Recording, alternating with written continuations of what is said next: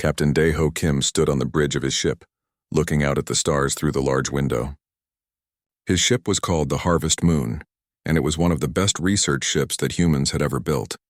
The year was 2387, and humans had been part of the big galactic community for 50 years now.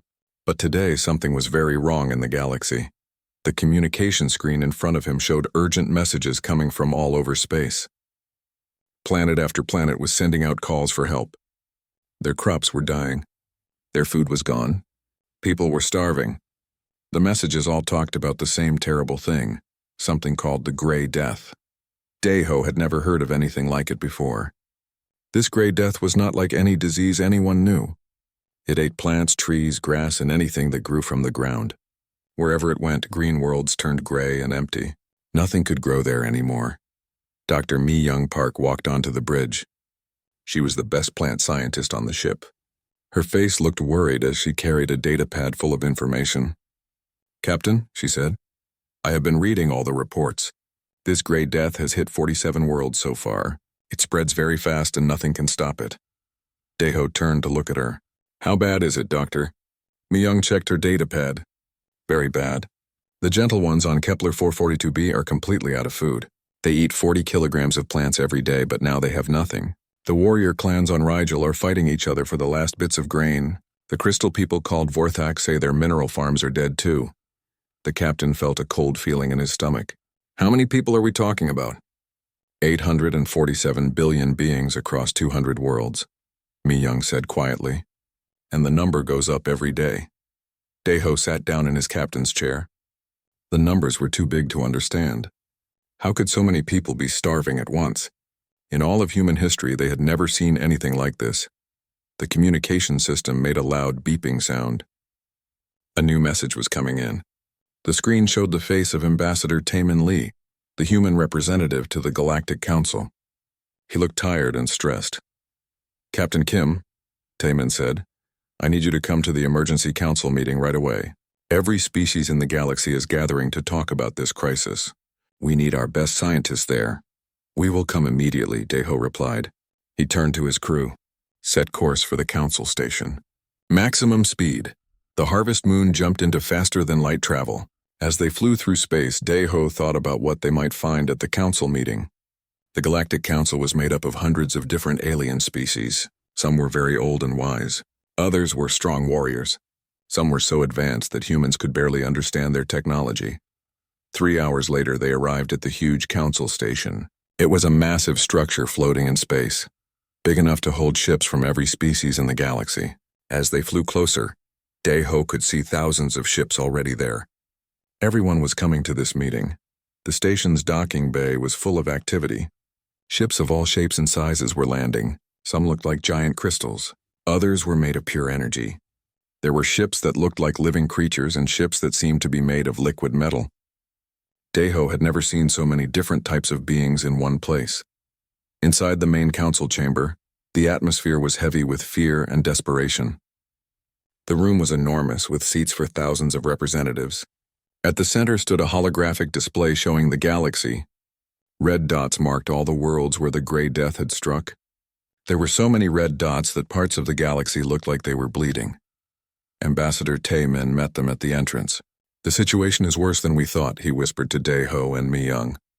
"The Vorthak have run their calculations. They say that within 6 months, entire civilizations will collapse. Billions will die. They found their seats just as the meeting began." The council leader, an ancient being called the Vorthak Elder, stood up. The Vorthak looked like living crystals, and when they spoke, their voices sounded like music. "Fellow beings of the galaxy," the Elder said, "we face the darkest time in our history. The Gray Death spreads faster than we can study it. Our greatest scientists cannot understand how it works. Our most advanced technology cannot stop it." A representative of the Luminarans spoke next. The Luminarans were beings made of pure energy, so they appeared as floating balls of light. "We have tried to help," the Luminaran said, "but our energy-based biology cannot create the food that carbon-based life needs. We are powerless to help our friends." One by one, different species stood up to speak. Each one had the same message. They were sorry, but they could not help. Their technology was not right for growing food. Their worlds were too far away. Their resources were needed to protect their own people. Deho listened to all of this and felt anger growing in his chest. How could all these advanced civilizations just give up? How could they sit here talking about mathematics and probabilities while billions of people were starving? The Vorthak elder spoke again. Our calculations show that it would be impossible to feed all the affected populations. The numbers are simply too large. We must focus on saving who we can and accepting that many will be lost. That was when Ambassador Taman stood up. The huge chamber became quiet as all eyes turned to the human representative. Taman was not the biggest or strongest being in the room. Compared to some of the ancient aliens, humans were still very young and new to the galaxy. But when he spoke, his voice was clear and strong. With respect to the elder, Taman said, humans do not accept that answer. The Vorthak elder's crystal body flashed with confused colors. What do you mean, Ambassador? I mean that we will feed them, Taman said simply. All of them. Every single being on every affected world. We will make sure no one starves. The chamber erupted in noise. Some beings laughed. Others made sounds of disbelief. The Vorthak elder's crystal body turned a deep red color, which meant he was very upset. Impossible, the elder said. Young human, you do not understand the mathematics. 847 billion beings cannot be fed by one species. Your own world produces food for only 12 billion humans. The task you suggest is beyond the abilities of any civilization in the galaxy. Taman looked around the chamber at all the alien faces staring at him. Some looked amused. Others looked angry that a human would dare to claim they could do what ancient civilizations could not. But Taman did not back down. Maybe it is impossible, he said, but we are going to try anyway. Because that is what humans do. When people are hungry, we feed them. When people are in trouble, we help them. We do not run calculations to see if it is worth our time. We just do what is right. The Luminaran representative flickered with curiosity. And how do you plan to accomplish this impossible task? Taman smiled. I do not know yet, but I am going to contact Earth right now and tell them what is happening. Then we will figure it out as we go. The Vorthak elder made a sound like breaking glass, which was how his species laughed. Foolish young species. You will waste your resources on a hopeless cause. When you fail, do not expect the council to save you from bankruptcy. But Deho was not listening to the elder anymore. He was watching Taman, and he saw something in the ambassador's eyes that he recognized. It was the same look that humans got when they decided to do something that everyone said was impossible. It was the look that had taken humans to the stars in the first place. Captain, Mi-young whispered, do you really think we can do this? Deho stood up from his seat. Doctor, I have learned something in my years of service. Never bet against humans when they decide to help someone. We may not know how we are going to feed 800 billion aliens, but I guarantee you we are going to try. The meeting continued for several more hours, but Deho barely listened. His mind was already working on the problem. How could they grow enough food? How could they transport it across the galaxy? How could they feed beings with completely different biology than humans? As the meeting ended and the various alien representatives filed out of the chamber, many of them shook their heads in pity for the foolish humans. But a few stayed behind to talk to Taman. They were interested in hearing more about this crazy human plan. Back on the Harvest Moon, Deho gathered his crew together. People, he said, we have just volunteered for the biggest job in galactic history. We are going to feed everyone who is hungry, no matter how impossible it seems. His crew looked at him with surprise, but then one by one, they began to smile. This was going to be interesting. Dr. Mi-young Park had not slept in 3 days. She sat in her laboratory on the Harvest Moon, surrounded by samples of the gray death that had been sent from infected worlds. Under her microscope, the strange substance looked like tiny gray worms that moved and ate everything they touched. But the more she studied it, the more she realized this was not natural. This is not a disease, she said to herself, making notes on her computer. This is a weapon. The gray death was too perfect, too designed. It attacked only food plants and left everything else alone. It spread at exactly the right speed to cause maximum panic, but not so fast that worlds could not send out calls for help. Someone had made this terrible thing on purpose. While Mi-young worked in her lab, things were happening all across human space. On Earth, Director Hyunwoo Cho of the Global Agricultural Collective was having the busiest day of his life. His office was full of people shouting into phones and typing on computers. Maps on the wall showed every farm, every food factory and every storage facility on the planet. How much food do we have?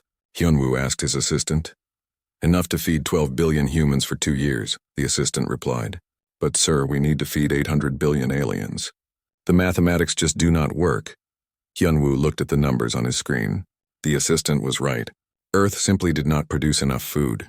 But then he thought about what humans had always done when faced with impossible problems. They found a way to make the impossible possible. Get me a connection to every human colony, he said. Mars, Europa, the asteroid mines, the research stations, everyone. And send a message to every cargo ship in space. We are going to need them all.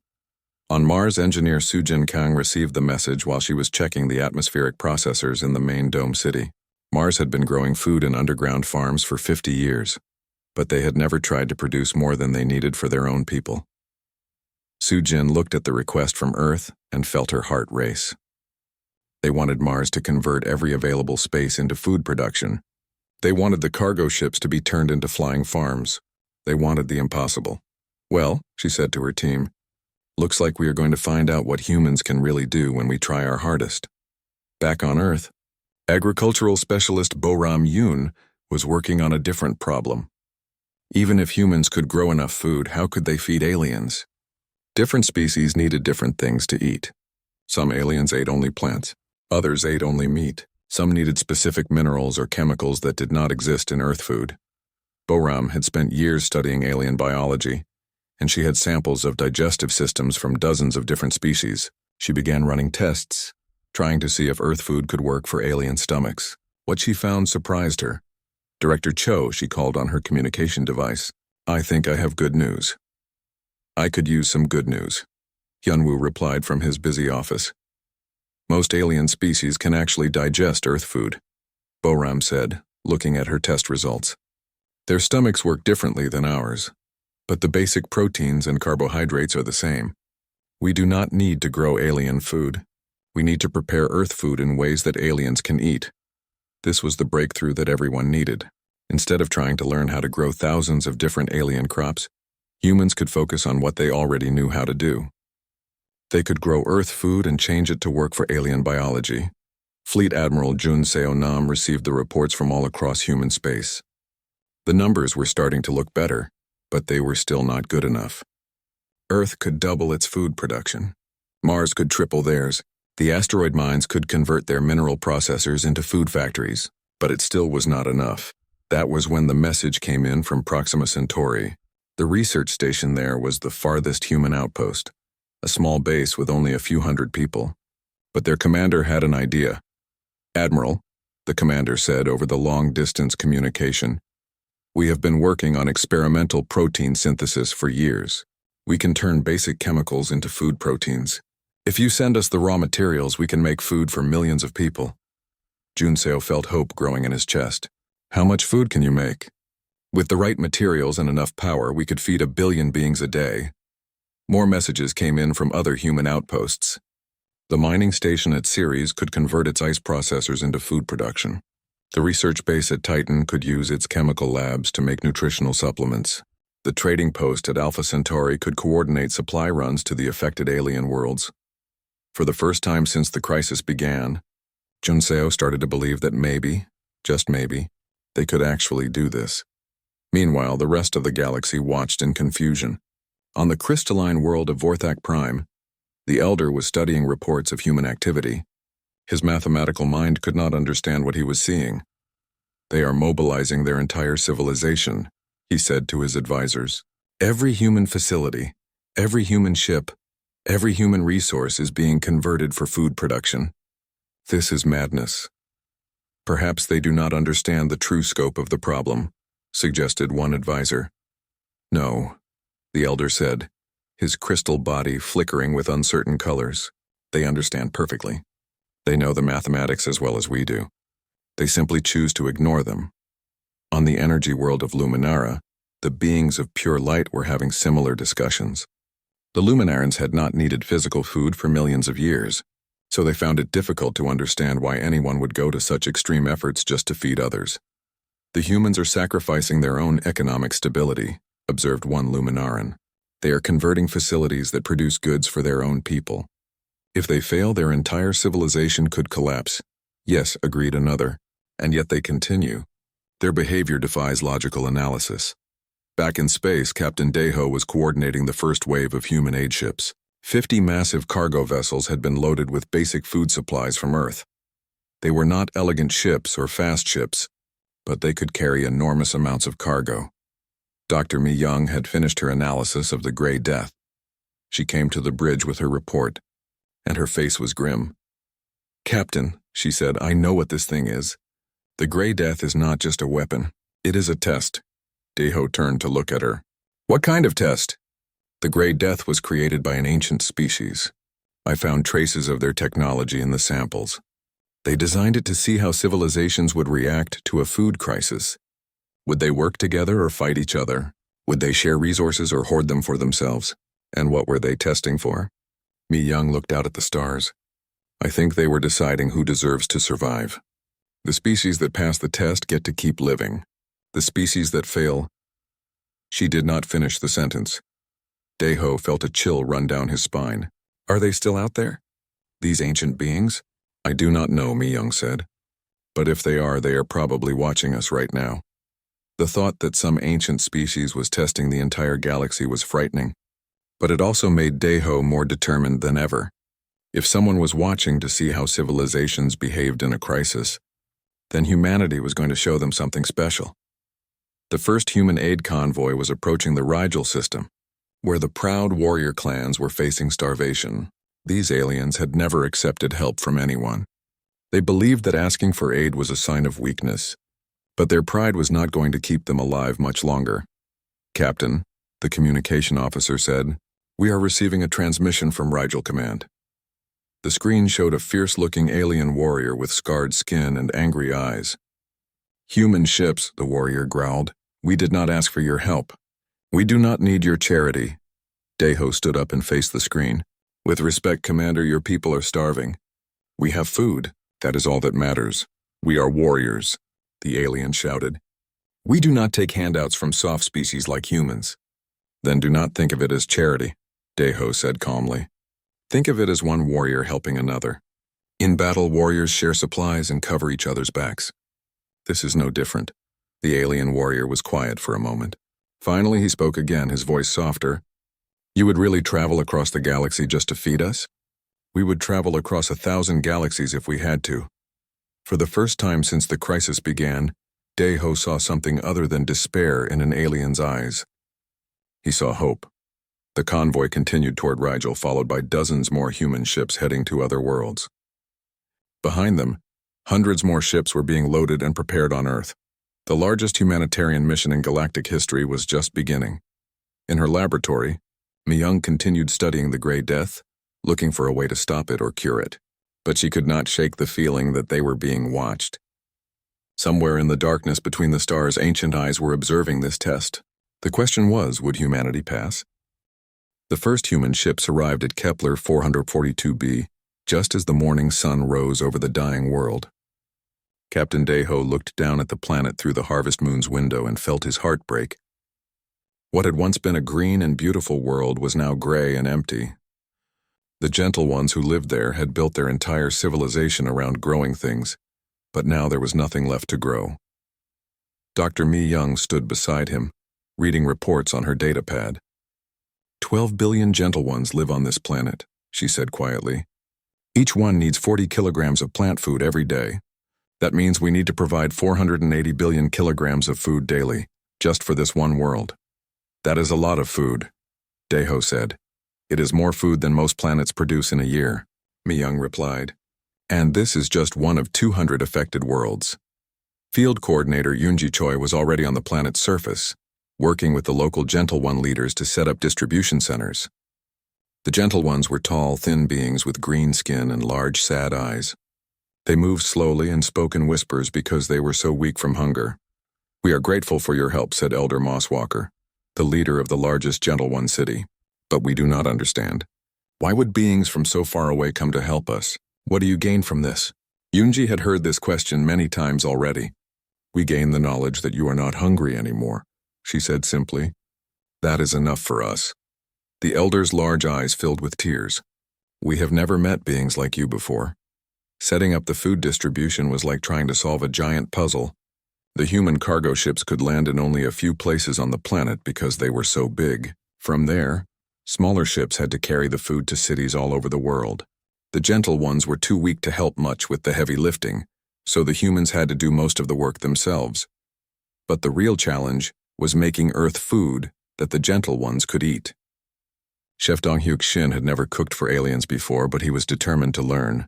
He had been a famous chef in Seoul before joining the aid mission, and he treated this like the most important cooking challenge of his life. The gentle ones can only digest certain types of plant proteins, he explained to his cooking team. But I have discovered that if we ferment the food first, their stomachs can handle it better. He started experimenting with traditional Korean fermentation techniques. Kimchi was too spicy for the gentle ones, but the fermentation process itself worked perfectly. Soon he was producing tons of fermented vegetables that the gentle ones could not only eat but actually seemed to enjoy. This tastes like the old foods from our world, Elder Mosswalker said after trying the fermented vegetables. Before the Gray Death came, how did you know to make it this way? We did not know, Dong-hyuk admitted. We just tried many different things until we found something that worked. Word spread quickly through the galaxy about what was happening on Kepler 442b. For the first time since the crisis began, beings were not just surviving but actually getting better. The human food seemed to help the gentle ones recover their strength faster than anyone expected. On Rigel, diplomat Ye Jin-oh was facing a very different challenge. The warrior clans were still refusing to accept human help, even though their food stores were almost empty. Their leader, War Chief Iron Fang, insisted that his people would rather die with honor than live by accepting charity. Ye Jin had an idea. She challenged Iron Fang to a contest, but not the kind of contest he expected. I challenge you to a cooking competition, she announced in front of all the warrior clan leaders. If I can make a better meal using local ingredients than you can, then you accept our food aid. If you win, we leave immediately. Iron Fang looked confused. You want to challenge me to cooking? Cooking is a form of combat, Ye Jin said seriously. You fight against hunger and try to create something that brings joy to others. It requires skill, creativity, and courage. Are you brave enough to accept this challenge? The war chief could not back down in front of his warriors. Very well, human. But when I defeat you, your ships leave our system forever. The cooking contest became the most watched event in Rigel system history. Iron Fang prepared a traditional warrior dish using the last of their stored meat. It was tough and flavorless, but it was what his people had always eaten. Ye Jin used the same meat, but she prepared it with techniques she had learned from Chef Dong-hyuk. She marinated it in fermented sauces and cooked it slowly until it was tender. The smell filled the arena where they were cooking. When the time came to taste the food, even Iron Fang had to admit that Ye Jin's dish was better. But more than that, it reminded him of meals from his childhood, when there had been enough food for everyone to eat well. How did you make our meat taste like this? He asked. The same way humans do everything, Ye Jin replied. We tried many different ways until we found one that worked. Now will you let us help feed your people? Iron Fang looked around at his warriors who were all staring at the delicious-smelling food. We accept your aid, he said finally, but we will work alongside you. We are not charity cases. We would not want it any other way. Ye Jin smiled. Meanwhile, on the crystal world of Vorthak Prime, physicist Ki-Hyun Jang was working on the strangest problem of his career. The Vorthak did not eat food like other species. They absorbed nutrition from specific mineral frequencies, sounds that resonated through their crystal bodies and provided them with energy. This is impossible, Ki-Hyun said to the Vorthak scientist who was helping him. How can we turn Earth food into sound? Perhaps, the Vorthak scientist suggested. We do not need to change the food. Perhaps we need to change how we consume it. They worked together for days, experimenting with different approaches. Finally, they discovered that they could embed harmonic frequencies into simple earth grains. When the Vorthak ate these specially prepared grains, the vibrations provided the same nutrition as their traditional mineral foods. The first Vorthak to try the harmonic grain was amazed. This is remarkable, she said, her crystal body glowing with pleased colors. The vibrations are more complex than our natural foods. There are layers of harmony we have never experienced before. Soon, Vorthak from all over their world were coming to try the human-prepared foods. They discovered that Earth foods contained a diversity of harmonic frequencies that made their traditional mineral diet seem simple and boring. As weeks passed, similar scenes played out across the galaxy. On every world where humans brought food aid, something unexpected happened. The different species did not just survive, they began to thrive in ways they never had before. Xenobiologist Hyojin Ryu was studying this phenomenon from her laboratory ship. She had samples of alien biology from dozens of species, and she was seeing the same pattern everywhere. Earth's biodiversity is helping them, she reported to Captain Deho. Our world evolved over billions of years with countless different life forms. Our food contains nutritional compounds that strengthen immune systems across species lines. The aliens are not just eating, they are getting healthier than they have been in centuries. This discovery led to another breakthrough. Dr. Mi Young found that the Gray Death could not attack plants that had been treated with Earth-based nutrients. The diversity of Earth's biology seemed to create a natural defense against the alien weapon. We might be able to cure infected worlds, she told Deho excitedly. If we can get our treated food to the plants that are still alive, we might be able to stop the Gray Death from spreading. But the most remarkable thing was happening between the different alien species themselves. On worlds where humans had set up community kitchens, ancient enemies were working together. The rigid hierarchy ones were sharing cooking duties with the chaotic flux swimmers. The territorial void prowlers were teaching hunting techniques to the peaceful garden tenders. Cultural anthropologist Sangmin Han was documenting these changes. Food is bringing them together in ways that treaties and trade agreements never could, he reported. When beings sit down to share a meal, old prejudices seem to disappear. The Galactic Council called another emergency meeting, but this time the mood was very different. Instead of despair and hopelessness, there was something that had not been seen in the galaxy for a very long time: cooperation between species that had never worked together before. Ambassador Tae Min stood before the assembled representatives, but now he was not alone. Leaders from dozens of species stood with him, all of them united by the shared experience of working together in the human food distribution network. The crisis is not over, Tae Min said, but we are no longer fighting it alone. We are fighting it together. The Vorthak elder, who had once dismissed humanity's offer as impossible, stood up. His crystal body glowed with colors that meant respect and admiration. Humans, he said, your mathematics were wrong, but your hearts were right. You have accomplished something that our calculations said was impossible. You have not just fed the hungry, you have fed hope back into the galaxy. As Captain Deho listened to these words, he felt proud of what humanity had accomplished, but he also felt worried. Dr. Mi Young's discovery that the Gray Death was a test still troubled him. 6 months had passed since the first human aid ships left Earth. Dr. Mi Young Park stood in her laboratory, staring at the latest samples of the Gray Death with growing alarm. The weapon was changing. It was learning. And worst of all, it was spreading faster than ever before. Captain, she called to Deho over the communication system, you need to see this immediately. Deho arrived in the lab within minutes. He found Mi Young bent over her microscope, her face pale with worry. What is it, Doctor? The Gray Death is evolving, she said, stepping back so he could look through the microscope. Look at these new samples from the outer rim worlds. The structure is completely different from what we saw 6 months ago. Deho peered through the microscope. Even to his untrained eye, he could see that something was wrong. The tiny gray organisms looked more aggressive, more purposeful than before. What does this mean? It means our food treatments are not working as well as they used to. The Gray Death is adapting to our countermeasures. Mi Young pulled up data charts on her computer screen. But there is something else. Something much more disturbing. She showed him readings from her deep space sensors. I have been monitoring energy patterns across the galaxy, trying to understand how the Gray Death spreads so quickly. What I found is that it does not just consume crops, it seems to feed on something else. What kind of something else? Mi Young hesitated before answering. Despair, division, conflict. The Gray Death grows stronger in areas where people are fighting each other over resources. It weakens in areas where people are working together. Deho felt a chill run down his spine. You are saying it feeds on negative emotions? Not exactly. But the patterns are clear. Worlds where species cooperate recover faster. Worlds where there is conflict suffer worse outbreaks.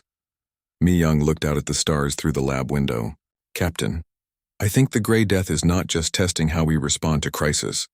It is designed to create the crisis that brings out the worst in us.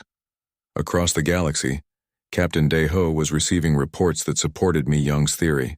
On worlds where humans had established food aid programs, something wonderful was happening. Ancient conflicts were being resolved. Species that had been enemies for centuries were working together in community kitchens and distribution centers. Cultural anthropologist Sang Min Han sent regular reports from his embedded position with the aid teams. His latest message was full of amazement. Captain, you would not believe what I am seeing here on Xerion Prime. The Hierarchy Ones and the Flux Swimmers have been at war for 3,000 years. 3,000 years. But yesterday, I watched their leaders work together to organize food distribution for refugee camps. They were laughing together. Laughing. Similar reports came from across human aid zones. The rigid Hierarchy Ones were learning flexibility from the chaotic Flux Swimmers. The territorial Void Prowlers were sharing hunting grounds with the peaceful Garden Tenders. The proud warrior clans were teaching combat skills to the gentle Mosswalkers in exchange for agricultural knowledge. But the most significant change was happening in the Galactic Council itself. Fleet Admiral Junseo Nam was coordinating with military leaders from dozens of species. For the first time in galactic history, different civilizations were sharing their most advanced technologies freely. The Vorthak have given us their mineral synthesis techniques, Junseo reported to Earth Command. The Luminarans are sharing their energy conversion methods. Even the secretive Shadow Dancers have offered to help with stealth cargo runs to blocked worlds. Ambassador Taemin was amazed by what he saw in council meetings. Species that would not even talk to each other 6 months ago are now planning joint missions, he told Deho during one of their regular communications. The crisis has created unity where centuries of diplomacy failed. But then came the discovery that changed everything. Dr. Mi Young was analyzing data from the deepest space sensors when she found something that made her heart stop. Captain, she shouted, running to the bridge. You need to come to the lab right now. When Deho arrived, he found Mi Young pointing at a massive display screen showing deep space sensor readings. What am I looking at? He asked. Movement, she said, her voice barely a whisper. In the dark space between galaxies. Something huge is heading toward us. The sensor readings showed objects larger than planets moving through space at incredible speeds. They were still very far away, but they were definitely coming toward the Milky Way galaxy. How long until they get here? Deho asked. At their current speed, about 3 months. Deho studied the readings. Could these be the beings who created the Grey Death? I think so, Mi Young said. The energy signatures match some of the residual traces I found in the Grey Death samples. Captain, I think we are about to meet the creatures who have been testing us. The news spread quickly through the Human Aid Network, and then to the Galactic Council. For the first time since the crisis began, the different species faced a threat that was not hunger or disease, but something unknown and potentially hostile approaching from the darkness between stars. Emergency council meetings were called on every major world. The ancient Vorthak elder was the first to speak at the main Galactic Council session. Fellow beings, he said, his crystal body flickering with worried colors, our deep space sensors confirm the human readings. Unknown entities of enormous size are approaching our galaxy. Based on the evidence presented by Dr. Mi Young Park, we must assume these are the creators of the Grey Death. The chamber filled with worried voices from hundreds of species. Some called for military mobilization. Others suggested hiding or running away. But then something unexpected happened. A Gentle One representative stood up. The Gentle Ones had never been warriors. They were peaceful plant growers who had never even developed weapons technology. But this representative spoke with a voice full of quiet strength. 6 months ago we were dying, she said. Our world was gray and empty. We had given up hope. But the humans came to us not with weapons or demands, but with food and friendship. They saved us not through force, but through kindness. She looked around the chamber at all the different species. Now we face the unknown together. But we are not the same galaxy that we were 6 months ago. We have learned to work together. We have learned to trust each other. Whatever is coming, we will face it as one people, not as hundreds of separate species. One by one, other species stood up to agree. The proud warrior clans offered their military expertise. The wise Vorthak shared their scientific knowledge. The energetic Luminarans promised their advanced technology. Species that had never cooperated before were volunteering to work together against the unknown threat. Ambassador Taemin watched all of this with growing amazement. 6 months ago, getting these species to agree on anything was impossible, he whispered to Daeho. Now they are volunteering to fight together against an enemy they know nothing about. Food has a way of bringing people together, Daeho replied. Even people from different worlds. But the real surprise came when they started analyzing what the approaching entities might want. Xenopsychologist In-ho Sung had been studying the pattern of the Grey Death attacks and the timing of the approaching ships. I think I understand what has been happening, he announced to the council. The Grey Death was not meant to destroy us. It was meant to divide us, to make us fight each other over scarce resources, to prove that intelligent species will always choose selfishness over cooperation when survival is at stake. The Vorthak Elder's crystal body flashed with understanding. A test of character. Exactly, In-ho continued. But we failed their test. Or rather, we passed a different test than the one they intended. Instead of fighting each other, we chose to help each other. Instead of hoarding resources, we shared them freely. We proved that intelligent species can choose cooperation over competition. So what happens now? Asked a Luminaran representative. Now, In-ho said, I think we are about to find out what these ancient beings do when their expectations are completely wrong.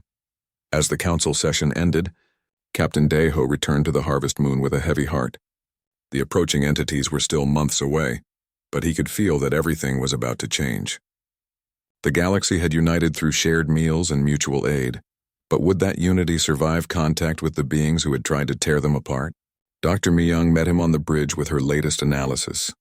Captain, I have been studying the energy patterns of the approaching ships. I think I know what these beings are. What are they, Doctor? They call themselves the Hunger Makers, she said quietly. And I think they are very old, very powerful, and very surprised by what they are going to find when they get here. Daeho looked out at the stars, knowing that somewhere in the darkness, ancient beings were approaching with expectations that the galaxy had already shattered. The real test was about to begin. The Hunger Makers arrived exactly when Dr. Mi-young had predicted they would. Captain Daeho stood on the bridge of the Harvest Moon, watching through the main screen as massive ships emerged from the darkness between stars. The ships were unlike anything anyone had ever seen, vast, dark structures that seemed to absorb light rather than reflect it. Each one was larger than Earth's moon. How many ships are there? Daeho asked his sensor operator. 47 confirmed, Captain. They are arranging themselves in a sphere around our solar system. Ambassador Taemin's voice came through the communication system from the lead diplomatic vessel. Captain Kim, we are ready to make contact. Representatives from 300 species are here with us. Whatever happens, we face it together. The first communication from the Hunger Makers came not as words or images, but as a feeling of overwhelming hunger that pressed against every mind in the galaxy. It was the feeling of emptiness, of desperate need, of consuming desire that could never be satisfied. Many beings fell to their knees as the mental pressure washed over them. But then something unexpected happened.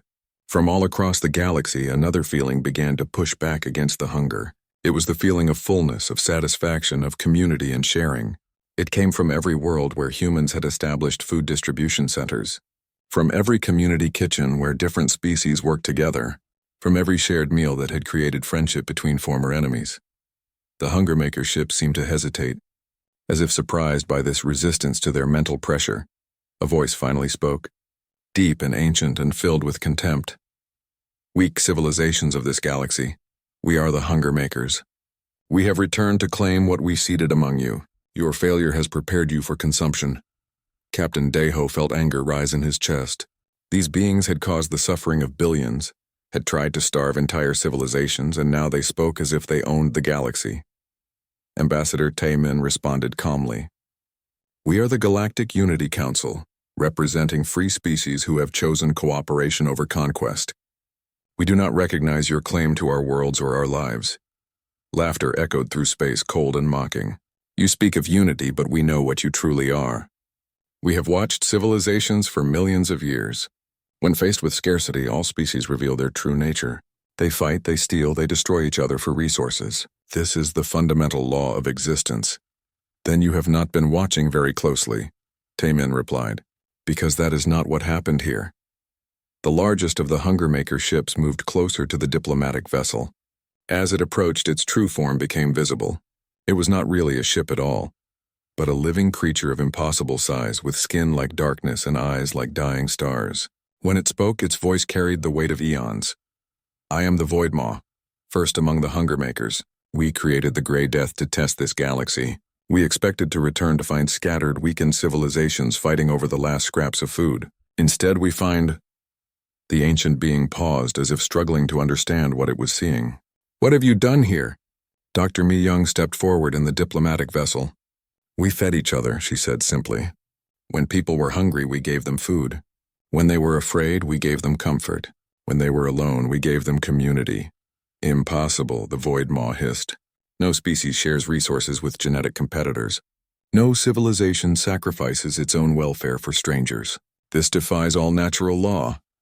Maybe your natural law is wrong, suggested Chef Dong-hyuk, who had somehow managed to get himself included in the diplomatic mission. Maybe there is something more natural than competition.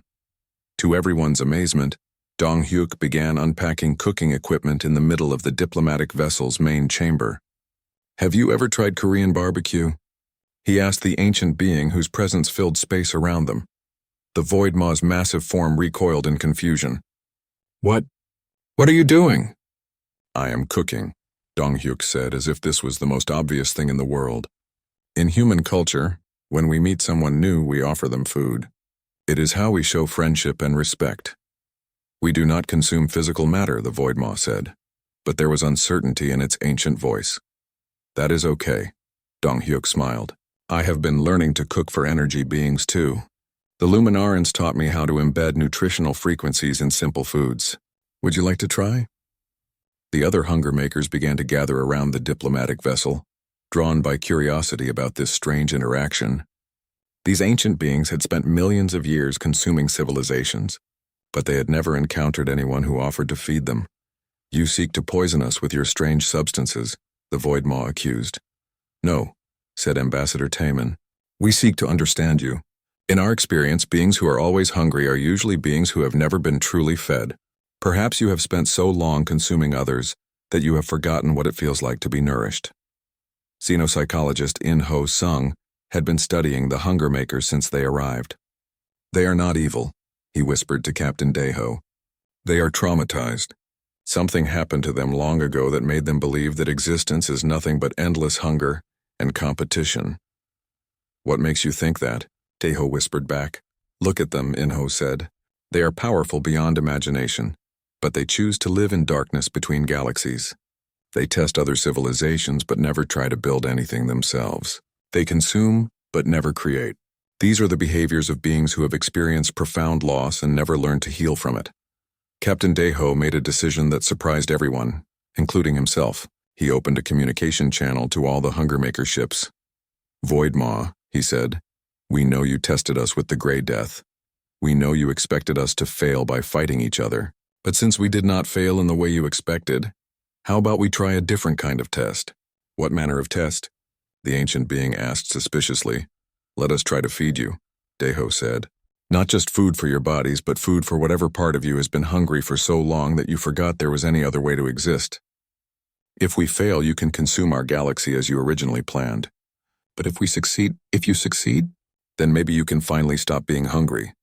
The silence that followed stretched across space for long minutes. Finally, the Void Maw spoke again, and for the first time its voice contained something other than contempt or hunger. It contained curiosity. You would attempt to nourish beings who came to destroy you? That is what we do, Ambassador Taemin said. That is who we are. And so began the strangest diplomatic mission in galactic history. Chef Dong-hyuk and his team worked with scientists from 300 species to create foods that could somehow satisfy beings who had known only hunger for millions of years. Dr. Mi-young developed treatments that could heal not just physical starvation but spiritual emptiness. Cultural anthropologist Sang-min worked to understand the ancient trauma that had turned creators into consumers. The breakthrough came when they realized that the Hunger Makers were not originally destructive beings. They had once been gardeners cultivating life across the galaxy. But some ancient catastrophe had destroyed everything they had created, leaving them with such profound loss that they could only experience existence as endless, aching hunger. "We were the first to plant life among the stars," the Void Maw admitted during one of their conversations. "We watched civilizations grow like gardens. But when the Great Darkness came and consumed everything we had nurtured, we learned that creation is futile. Only consumption endures." "But that is not true," said Boram Yun, the agricultural specialist. "Look around you. We have created community from isolation. We have grown friendship from fear. We have cultivated hope in the middle of despair. Creation is not futile. It is the most powerful force in existence." Slowly, carefully, the humans and their galactic allies began to feed the hunger makers not just food, but purpose. They showed them worlds where different species worked together in gardens that grew stronger through cooperation. They shared meals where ancient enemies had become friends. They offered the ancient beings a chance to nurture instead of consume. The first hunger maker to accept Chef Dong Hyuk's offered meal was not the Void Maw, but a smaller, younger member of their species. As the ancient being tasted flavors it had never experienced, something changed in its dark eyes. For just a moment, the endless hunger was replaced by something else: satisfaction. "What is this feeling?" it asked in wonder. "Contentment," Dong Hyuk smiled. "It means you have had enough." One by one, other hunger makers began to accept the offered food and friendship. They began to remember what they had been before the Great Darkness had consumed their gardens. They began to imagine what they could become if they chose to create rather than consume. The Void Maw was the last to accept the gift. When it finally tasted the specially prepared meal that contained flavors from 1,000 worlds and the friendship of a united galaxy, tears that looked like starlight fell from its ancient eyes. "We had forgotten," it whispered. "We had forgotten that existence could be anything other than hunger." 1 year later, the galaxy celebrated the first annual Harvest Festival. Former hunger makers worked alongside their former targets to establish